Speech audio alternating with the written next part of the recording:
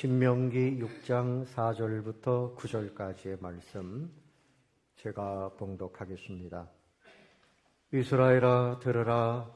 우리 하나님 여호와는 오직 유일한 여호와이시니 너는 마음을 다하고 뜻을 다하고 힘을 다하여 네 하나님 여호와를 사랑하라. 오늘 내가 네게 명하는 이 말씀을 너는 마음에 새기고 네 자녀에게 부지런히 가르치며 집에 앉았을 때에든지 길을 갈 때에든지 누워 있을 때에든지 일어날 때에든지 이 말씀을 강론할 것이며 너는 또 그것을 네 손목에 매어 기호를 삼으며 네 미간에 붙여 표로 삼고 또 내 집 문설주와 바깥문에 기록할지니라. 아멘. 할렐루야. 성가대 찬양이 있겠습니다.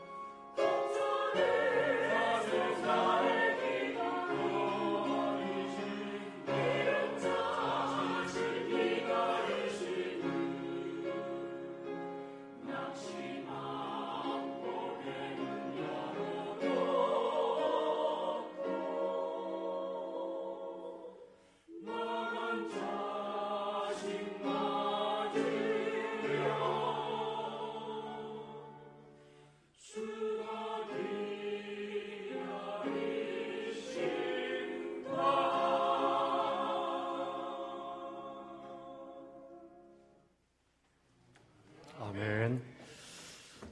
네, 우리 같이 인사하겠습니다. 주변에 계신 분들 함께 인사합시다. 반갑습니다. 잘 오셨습니다. 네, 환영합니다. 이제 5월 달은 가정의 달입니다. 오늘은 어린이 주일. 그래서 말씀의 제목은 내 자녀를 가르치라. 이런 제목입니다. 하나님께서 여러분 주신 축복 중에 최고의 축복은 가정입니다. 가정이 있음을 여러분 감사하고 있습니까? 감사하시기 바랍니다. 가정이 하나님 주신 축복이에요. 또 하나는 세상에 하나님이 여러 가지를 축복하시는 가운데 만드시고 또 붙드시고 다스리시는데 그 중에 하나님의 축복의 중심은 사람입니다. 코끼리도 아니고 사자도 아니고 호랑이도 아니고. 그래서 고대의 사람들이 감사할 때 오 신이시여 사람으로 태어나게 하신 것 정말 감사합니다. 여러분도 왈왈거리는 강아지로 태어나지 않은 거 야옹거리는 고양이로 태어나지 않은 거, 한평생을 사람으로 사는 거, 정말 감사할 일입니다. 감사하시기를 바랍니다. 감사해야죠.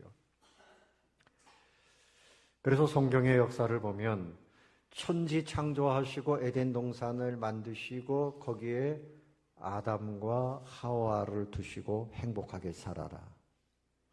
근데 물론 그들이 범죄함으로 인해서 영생을 하지 못하고 에덴 동산에서 이제 쫓겨나지만 그 아담이 몇 세까지 살았는가 하면 930세까지 살면서 자녀를 낳았더라. 그러니까 그가 930년을 살면서 빌딩을 지었더라. 뭐 이런 얘기가 아니라 자녀를 낳았더라. 그래서 그 인생의 족보를 기록할 때 누가 몇 세까지 살고 자녀를 낳았고 몇 세까지 살다가 죽었더라. 그들의 인생의 가장 큰 축복은 자녀를 낳는 거예요. 여러분도 생각해 보면 여러분 가정이나 일터를 다 통틀어서 자녀만큼 귀한 복이 없습니다. 아멘. 자녀만큼 귀한 것이 없어요. 어제 제 아내와 어디 일이 있어서 잠깐 가는데 저한테 뭐라 그러는가 하면 고백을 하더라고요. 내 옆에 살아있어줘서 고맙다고. 이야, 참 그런 고백을 그냥 공짜로 그냥 받았네요.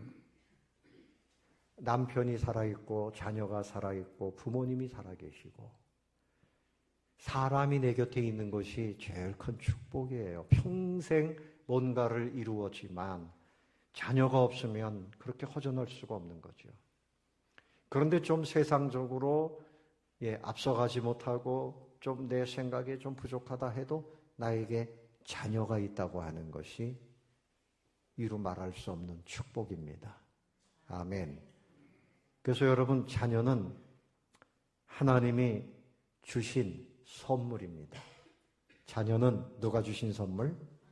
하나님이 우리에게 주신 선물 중에 선물은 자녀입니다. 시편 127편 3절 이하에 보면 보라, 자식들은 여호와의 기업이요 태의 열매는 그의 상급이로다. 자식들은 여호와가 주신 기업이다. 하나님이 여러분에게 삼성그룹이나 현대그룹이나 이런 그룹 선물로 탁탁 주시지 않아도 여러분에게 주신 진정한 기업은 자녀입니다. 이걸 모르는 사람들은 자녀들한테 왼수라 그래요. 나가 죽어라. 옛날엔 그런 얘기들을 너무 몰라서 자녀들한테 함부로 얘기했죠. 근데 자녀들은 하나님이 주신 너무나 귀한 선물이에요. 창세기 33장 5절에 보면 야곱이 이제 한 20년 타향살이하고 자녀들을 거느리고 이렇게 고향으로 돌아오는데 그의 형 에서를 만났어요. 그의 형 에서가 저들이 누구냐? 하나님이 주신 은혜입니다. 누가 주셨다고요?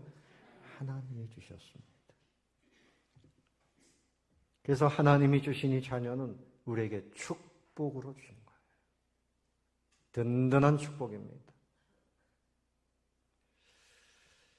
그래서 아담에게 창세기 1장 28절에서 보면 하나님이 그들에게 복을 주시며 무슨 복을 주셨는가 하면 하나님이 그들에게 이르시되 생육하고 번성하여 땅에 충만하라. 자녀들을 많이 낳고 그 자녀들이 계속해서 번성하고 그래서 땅에 충만하라. 이것이 하나님 주신 복의 핵심 내용입니다. 그래서 자녀는 하나님의 축복입니다. 아멘. 그리고 내 자녀니까 내 마음대로 그거 아닙니다. 하나님이 우리에게 맡겨주신 거예요. 하나님이 나에게 맡겨주신 거지 내 소유가 아닙니다. 오늘 일부 예배 때 여기 할아버지, 할머니, 손녀 이렇게 쭉 앉았는데 그 손녀 얼굴을 보니까 할아버지 얼굴하고 똑같아요. 하나님이 왜 우리 자녀들 부모님 닮게 하실까? 키우는데 나하고 닮아야 좀 친숙하고 마음이 더 가거든요. 저도 우리 애들 보면 우리 엄마 아빠를 닮았어요. 누가 봐도 누구네 자녀로구나. 그래서 하나님이 나에게 맡겨주신 자녀다.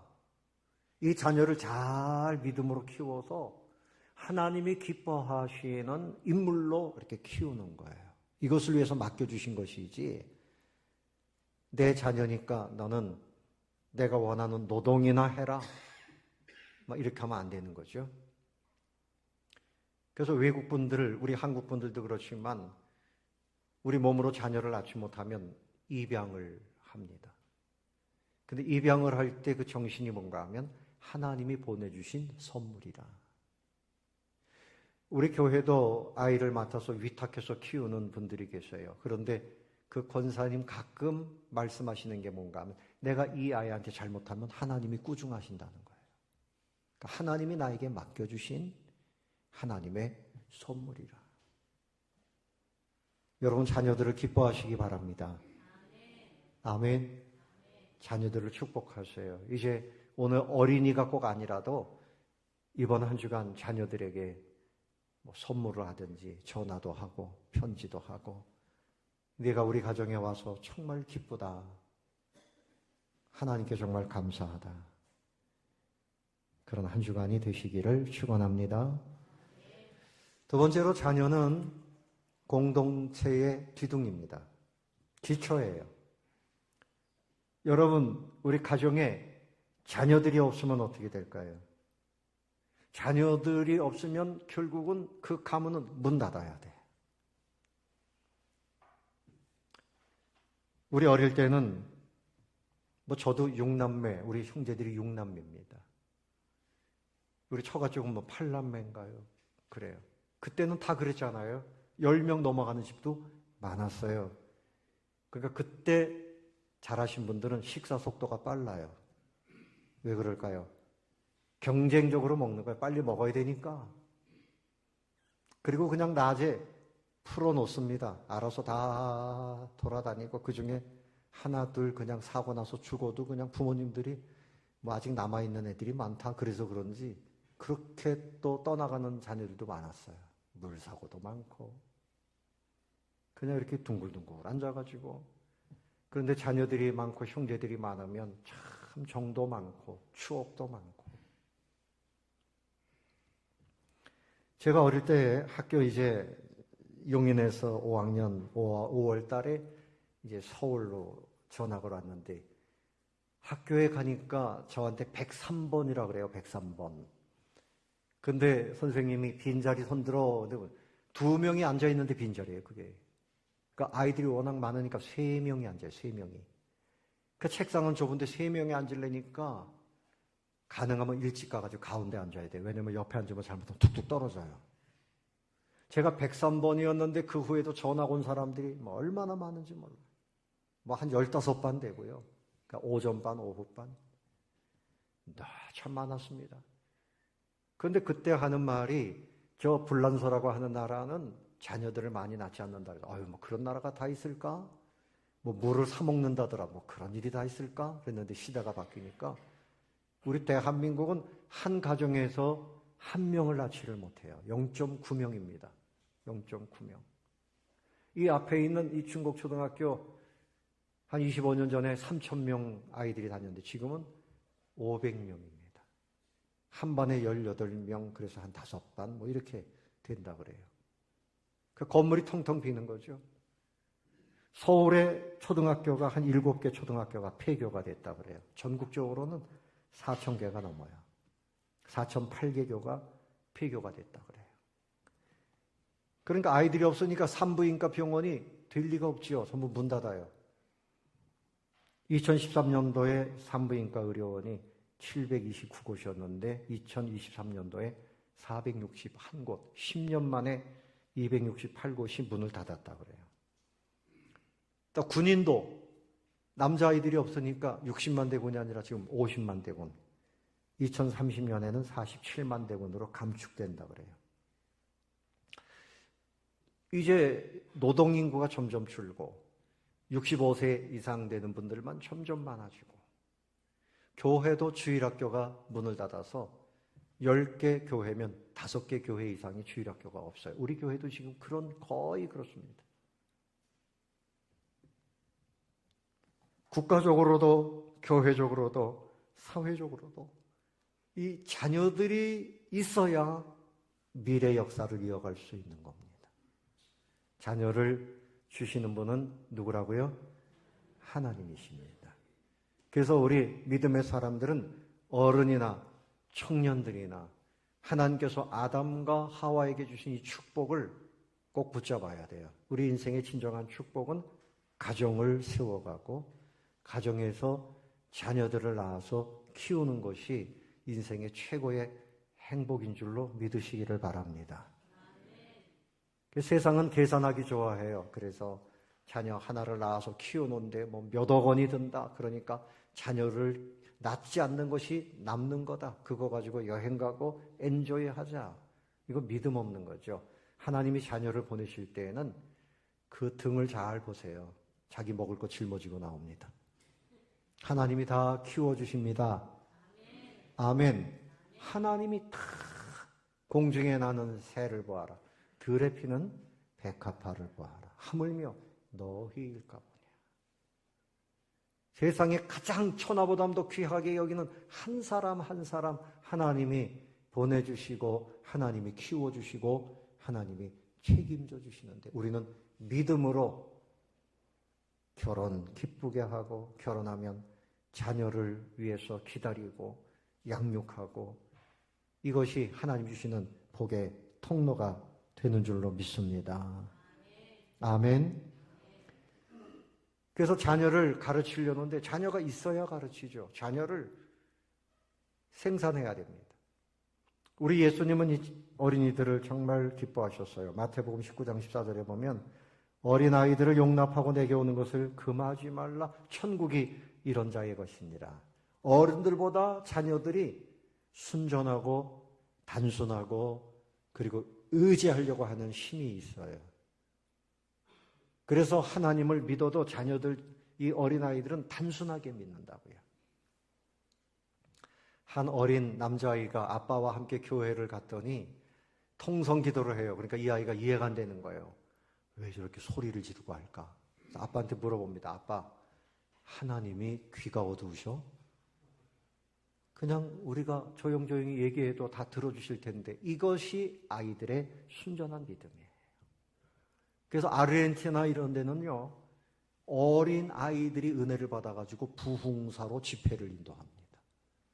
하나님께서 어린 아이들에게 은혜를 주셨어요.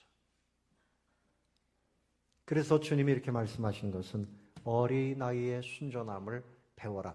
나이가 들고 세상 경험이 있고 이러면 사람들이 생각이 복잡해지고 교만해지고 계산을 많이 해요. 그냥 단순하게 믿는 그 믿음, 어린아이의 믿음을 배우라고 말씀하는 거죠. 그래서 마태복음 18장 3절 이하에도 어린이처럼 겸손해야 천국에 갈 수 있다. 천국에 가려면 누구처럼 돼야 된다? 어린아이처럼 돼야 된다. 마가복음 10장 16절에서는 예수님이 어린아이 이렇게 안아주셨어요. 안고 축복하셨어요. 제자들은 어린아이들은 저리 가라. 어린아이들은 저리 가라. 이러는데 예수님은 어린아이를 안고 축복하셨어요. 여러분, 여러분의 자녀가 아니래도 어린아이들, 청년들, 이 땅의 자녀들을 여러분 사랑하시고 축복하시기를 바랍니다. 그것이 주님의 뜻이에요. 그래서 부모는 자녀를 가르칠 책임이 있어요. 잠언 22장 6절에 마땅히 행할 길을 아이에게 가르치라. 그리하면 늙어도 그것을 떠나지 아니하리라. 오늘 6절을 보십시오.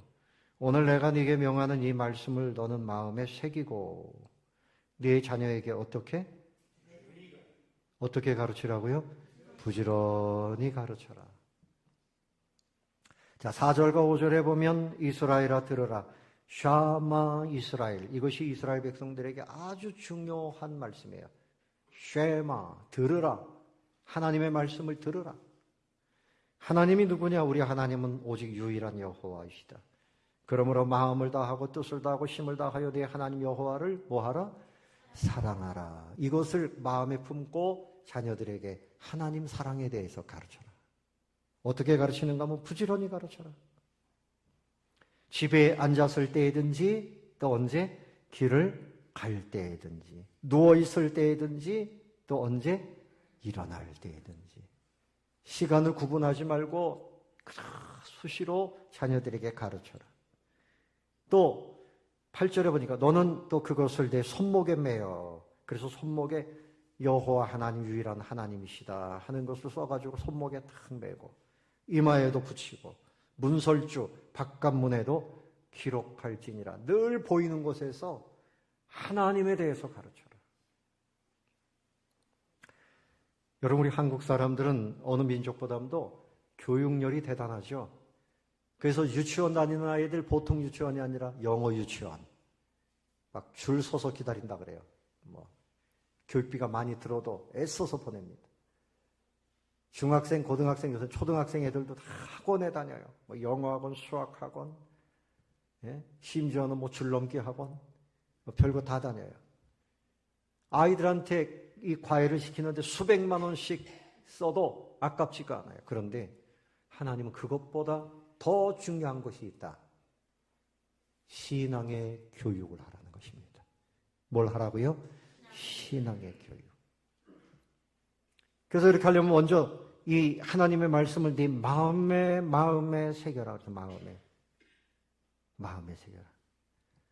부모님이 마음에 하나님을 사랑하는 마음이 있으면 그것이 입으로 나와요. 하나님을 믿는 믿음이 있으면 마음으로 나와요. 말로 나와요. 마음에 먼저 새겨라. 그러니까 교육을 하려면 내가 먼저 믿음의 사람이 되어야 되는 겁니다. 그래서 자녀들은 이 부모님의 그 언행, 이것을 보고서 잘하는 거예요. 부모님이 이런 집이 있어요. 부모님이 이 밤마다 나가서 일을 해요. 도둑질을 해요. 부인도 도둑질하다가 만난 부인이에요. 동종업계에서. 그다음 아들과 며느리 데리고 밤에 같이 나갑니다. 오늘은 네가 담을 넘어라. 그리고 갔다 와서 아주 화목하게 밥을 먹고 저녁이 되면 또 도둑질하러 또 나갑니다. 옛날에 그런 드라마가 있었어요. 그런데 그것이 그냥 얘기가 아니고 아이들한테 세상은 이렇게 사는 거야. 대충 그렇게 사는 거야. 그래서 세상 방법으로 아이들을 가르쳐 놓으면 망하는 겁니다. 신앙을 가르쳐야 돼요. 신실하게 예배 잘 드리고 신실하게 기도하고 말씀대로 살고 이런 모습을 자녀들은 보면 본대로 행하는 것입니다. 그래서 에베소서 6장 4절 이제 이번 시간에 외워야 되는데 자녀를 노엽게 하지 말고 주의 교훈과 훈계로 양육하라. 사람들이 살아가면서 상처를 많이 받는데 주로 누구한테 상처를 받는가 하면 부모님한테 상처를 받는데요. 특히 아버지가 너무 폭력적이고 막 이러면 자녀들이 그 상처를 안고 살아가요. 나는 우리 아버지처럼 살지 말아야지. 우리 아버지는 늘 술을 좋아하다가 술독에 빠지고 술과 함께 살고 길바닥에 눕고 집에 들어오면 가구를 막 때려 부시고 어머니를 때리고 자녀들한테 막 때리고 폭행을 하고 이런 아버지. 나는 절대 아버지처럼 살지 말아야지. 그래가지고 아예 결혼을 안 한 사람도 있어요. 그것 때문에 상처를 받았어. 그러니까 아버지가 자녀의 인생을 망친 거죠. 또 그런가 하면 나는 아버지처럼 나는 절대 술 먹지 말아야지. 그래서 나중에 살면서 보니까 자기도 늘 술에 빠져 있는 거예요. 상처를 해결하지 않으면 안 되는데 왜 그런가 하면 부모가 자녀를 노엽게 하면 안 된다. 여러 가지 상처를 받고 잘못된 것을 보고 이것 때문에 부모에 대한 그 원망 이것을 갖도록 하지 말아라. 부모가 바르게 살지 못하면 자녀들이 노하죠. 또 자녀에게 잘못 대해주면 자녀들이 또 마음에 분노가 생기고 이렇게 하지 말아라. 오직 주의 교훈과 훈계로 양육하라. 옛날 성경에는 주의 교양과 이렇게 돼 있어요. 그러니까 주님의 마음으로 주님의 사랑으로 주님의 말씀으로 우리 자녀들을 양육하라. 그렇게 말씀하고 있습니다. 여러분 성경에 보면 아브라함이 나오는데요. 아브라함이 몇 세까지 살았을까요? 175세까지 살았어요. 아담은 몇 세까지 살았다고요? 930세. 홍수 난 다음에 수명이 자꾸 짧아졌어요. 사람들이 이제 100세 시대다. 성경에 보세요. 100세는 아무것도 아니야. 그런데 제가 무슨 얘기를 하는가 하면요. 아브라함이 175세까지 살았는데 그 아들은 누굽니까? 이삭. 그리고 이삭의 아들은 쌍둥이죠. 에서와 야곱. 근데 에서는 늘 밖으로 뛰어다녔어요. 아주 털도 많고 남성처럼 생겼고 사냥하고 다니고 이랬어요. 그런데 야곱은 집에 있었어요. 집에 머물렀어요. 그래서 어떤 사람들은 어머니를 도와서 가사일을 도와서 어느 날 팥죽도 쓰고 그랬어요. 그 팥죽으로 그 형에게 장자의 권을 샀죠. 그런데 이 야곱은 어떻게 하나님의 축복을 받아야 된다는 그 믿음을 가졌을까? 그의 형은 그렇지 않은데 야곱은 나는 하나님의 복을 받아서 내가 이제 정말 이 가문의 명맥을 이어가야 되겠다. 이런 생각을 어떻게 할 수 있었을까? 아브라함이 175세까지 살면서 그 집에 머물러 있었던 거죠. 아브라함이 175세일 때 야곱의 나이는 15세입니다. 15년 동안 할아버지를 통해서 신앙교육을 잘 받은 거죠. 그래서 야곱은 이스라엘이라고 하는 이름을 하나님으로부터 받았고 축복을 받아서 12지파의 조상이 됩니다. 그리고 그 야곱이 그의 아들들이 여럿 있는데 그 중에 특별히 믿음의 사람이 누군가 하면 요셉입니다. 요셉. 이 요셉은 17살 때 꿈을 꾸는데 해와 달과 열한별이 나에게 절을 하더이다. 형님의 볕단들이 나에게 절을 하더이다. 하나님이 주시는 그 축복을 그는 마음에 품고 있었어요. 그는 믿음으로 훈련받은 사람이죠. 아마 성경에 기록은 안 됐어도 아버지 야곱으로부터 그는 신앙의 교육을 다 아버지가 할 때 이 사람은 잘 받아들인 거죠. 결국 그가 만 30세에 애굽의 총리가 되고요. 그 아버지 야곱과 70가족이 기근을 피해서 그 애굽으로 내려올 때 바로 이 총리가 됐어요. 그가 기근의 때 모든 사람들을 먹여 살려요. 하나님 주신 그 지혜로.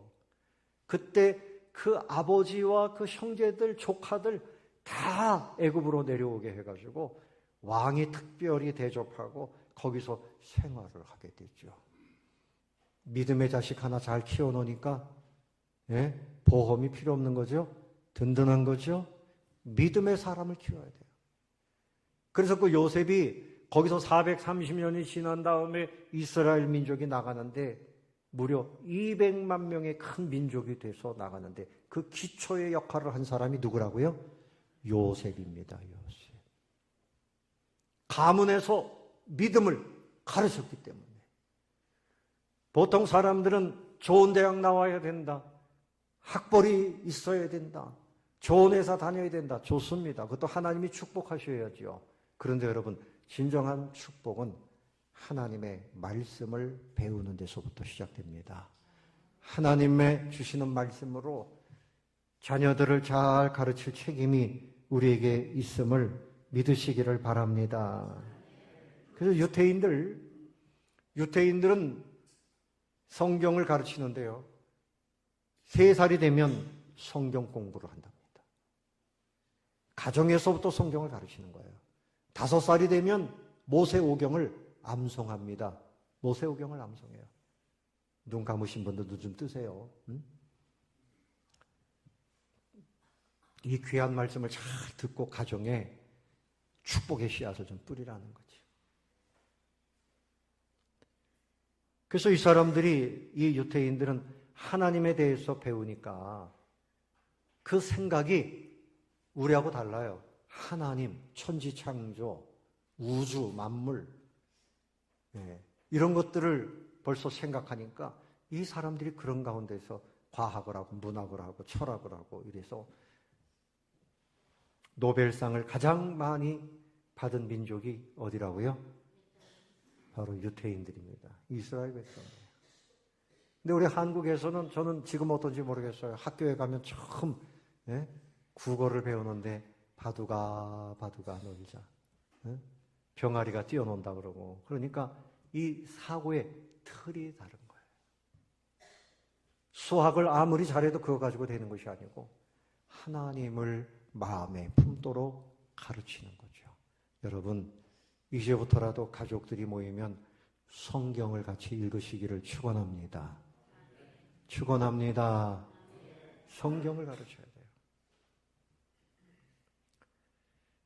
그래서 이 이스라엘 백성들은 또 그것뿐만이 아니고 삶의 기술을 가르쳐요. 자녀에게 기술을 가르치지 않는 것은 도둑질을 가르치는 것 같다. 그래서 어릴 때부터 톱질하는 거, 집 짓는 거 이런 것도 가르친답니다.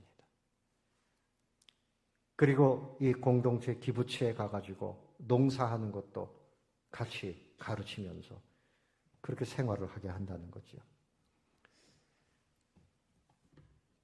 그러므로 여러분, 이 자녀는 가정과 교회, 나라, 이 모든 것의 주인공이 되어야 돼요. 앞으로 주인공입니다. 자, 옆에 계신 분들에게 축복합시다. 자녀가 있으면 더욱 좋고요. 당신이 이 시대의 주인공입니다. 시작.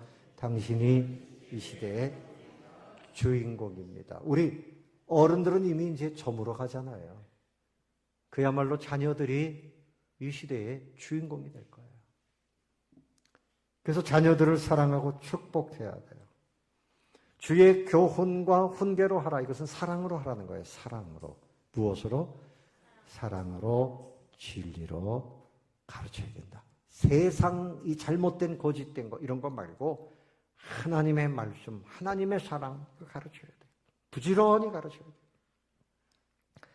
그래서 만나면 성경을 같이 묵상하고 아침에 한 구절 나누고 저녁에도 한 구절을 읽고 이렇게 좀 성경을 묵상하면서 살도록 가르치시기를 바랍니다. 기도 훈련을 해야 돼요. 기도 훈련. 기도 훈련은 식사 전에뿐만이 아니라 잠들기 전에도 평소에도 기도해야 돼요. 3가지 따라해 봅시다. 즐거웠어요. 미안해요. 용기 주세요. 그러니까 하나님, 오늘 하나님의 은혜로 즐거웠습니다. 기뻤습니다. 그런 거예요. 그리고 하나님, 오늘 제가 잘못했어요. 죄송합니다. 하나님, 내일 하나님의 은혜로 믿음으로 살 용기를 주세요. 기도하는 거죠. 다시 한번 해봅시다. 즐거웠어요. 미안해요. 용기 주세요. 아멘. 그리고 믿음의 삶을 보여주는 거예요. 부모님이 주일날 교회 안 가고 너 신앙생활 하라 이렇게 할 수 없잖아요. 그렇죠? 자녀들을 데리고 주일 예배에 참석해야 돼요. 그 신앙의 진정한 교육이죠. 찬송하고 기도하고 또 교회에 봉사하고 같이 섬기고 또 사회뿐만이 아니라 세상에 섬기고 이런 교육을 해야 돼요. 또 감사 생활을 가르쳐야 돼요. 감사 생활. 여러분, 우리가 대한민국에서 이렇게 살고 있는 거 참 감사하죠? 감사 안 하십니까? 감사 안 하십니까? 억지로 하지 마시고요. 정말 감사하죠? 감사하죠? 아프리카의 어느 지역은 아이들이 빼짝 말라가지고 그냥 그 영양실조로 죽어가는 아이들이 너무 많아요. 우리는 막 그냥 먹을 것이 넘쳐나는데. 북한에서 탈북해서 온 여성이 하는 걸 얘기를 들어보니까 북한에도 이 아파트가 있대요. 그런데 높은 곳으로 안 올라간대요. 서로 싫어한답니다. 왜냐하면 물도 없고 전기도 안 들어오고 엘리베이터가 없답니다. 30층 이상 되는데 거기 어떻게 오르락내리락 하겠어요. 그러니까 할머니들이 거기에 들어가면 수용소에 갇힌대요. 창문 열고 101호 할머니 잘 잤어? 그럼 102호에서 잘 잤순둥. 그 인사하는 게 끝이래요. 근데 이 사람이 탈북해가지고 한국에 왔는데 어느 기관에서 이제 계속 있으면서 훈련을 받고 그리고 아파트를 나라에서 해주는데 18층으로 올라가라고 그러더래요. 그래서 싫다고 나는 1층으로 가야 되겠다. 18층 가면 북한 생각하고 18층 좋으니까 18층으로 들어가세요. 그 들어갔더니 세상에 수돗물이 콸콸 나오고 전기도 들어오고 가스도 들어오고 이렇게 좋더라는 거죠. 그런데 밤새 추웠답니다. 그래서 담당 형사한테 얘기했더니 아이고 보일러 그거 버튼만 누르면 되는데 그걸 몰랐군요. 얼마나 살기 좋은 곳이. 여러분 전 세계적으로 살기 좋은 나라 중에 지금 몇 손가락 안에 드는 나라가 대한민국이에요. 아멘. 자유가 있죠. 예. 마음껏 장사하고 싶으면 하고 일하고 싶으면 일하고 공부하고 싶으면 공부하고 감사해야 돼요. 오늘도 호흡하고 걸어 다닐 수 있고 이게 다 누구의 도움입니까? 하나님이죠. 그 친구가 나를 도와주는 겁니까? 아니에요. 그렇게 고백하면 하나님 섭섭해 하십니다. 모든 것이 다 하나님의 은혜예요.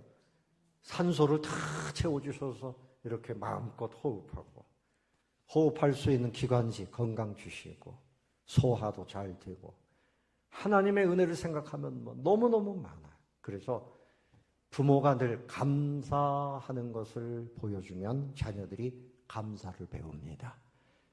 여러분 정신병자들의 공통적인 그 원인이 뭔가 하면 감사가 없어서 그래요.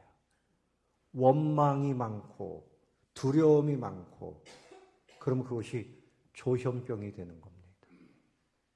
감사가 넘치는 사람은 자유로워요. 평안해요. 정신적으로 건강해요. 감사하시기를 축원합니다. 여러분의 가정에는 감사, 찬양, 말씀, 기도, 그럼 천국이죠. 아멘. 감사하는 가정이다. 한나라고 하는 분도 자녀가 없어가지고 간절히 기도했어요. 막 우울증에 걸렸어요. 남편이 먹을 걸 막 갑절로 주고 그래도 막 싫다고 그랬어요. 죽을 지경이었어요.